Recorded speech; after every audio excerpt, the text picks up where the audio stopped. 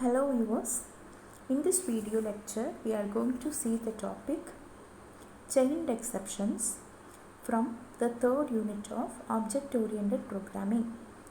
Objectives are to understand chained exceptions in Java, to apply chained exceptions in programming. Chained exceptions allows to relate one exception with another exception. That is, one exception describes the cause of another exception. For example, we can consider one example in which a method throws an arithmetic exception due to the error situation arrives in the divide by zero operation, but the actual cause of the exception was an input-output error which caused the divisor to be zero. So the method will throw only arithmetic exception to the caller, so the caller would not come to know about the actual cause of exception. So chained exceptions are used in these kind of situations to denote the actual cause of exceptions. To support the chained exceptions, the constructors of throwable class are used. Throwable class have two constructors with the two different parameters. First constructor is throwable cause, where cause is the exception that causes the current exception. Throwable string message, throwable cause. This is the second constructor, where the message is the exception message and cause is the exception that causes the current exception. Now there are some methods are there that will support the chained exceptions. First one is get cause method. This method returns actual cause of an exception.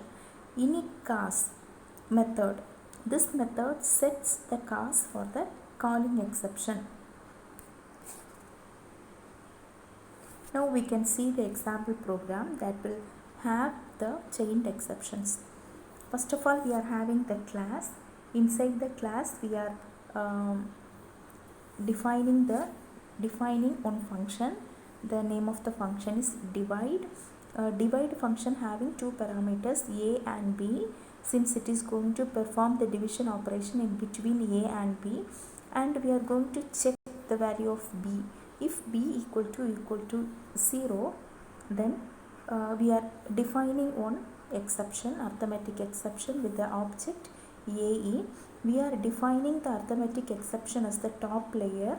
Then we are calling the method init cause method, new IO exception cause.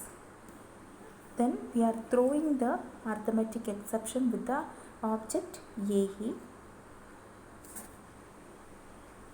So if b equal to 0, it will it leads to the handling of arithmetic exception.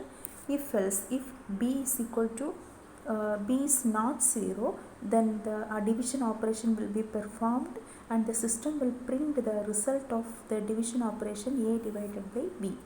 And inside the main function, we are calling the divide method under the try block. Okay, the divide method is called under the try block. In the divide method, we are supplying the parameter values for a and b as 5, 0. So definitely this would lead to the exception situation. So the first exception is the origin. The first arithmetic expression will be handled, and the cause of, previously we have defined the cause of the arithmetic exception was the IO exception. So that we have defined in the manner AE dot init cause of new IO exception cause. That means the cause of the arithmetic exception is input output exception, IO exception. So as per the parameter that we have supplied for our divide method, we have supplied 0 value to b, so that would lead to our arithmetic exception. And in the catch block, we are printing the two types of exceptions, that is the top layer exception and the cause of the exception, like system.out.println cause plus AE. Here the arithmetic caught means arithmetic actually denoted exception, arithmetic exception, and in the second printf statement we are printing actual cause. Actual cause is taken with the help of the method getCause, that is ae dot getCause. The root exception is, or top level exception is ae, which is the object of the arithmetic exception. ae dot getCause means it would take the cause exception, that is the IO exception. So as a result of this program execution, we will get the statements like caught java.lang.arithmetic exception top layer, which is the exception referred by the object AE. Then in the second line we will get actual cause java.io exception, which is the cause of arithmetic exception. In this way we will get the output. So this is the structure of the chained exceptions. So in chained exceptions we will have the facility to mention the exception along with its root cause exception. So that's all about the chained exceptions. The possible university question is, explain chained exceptions in Java with example program.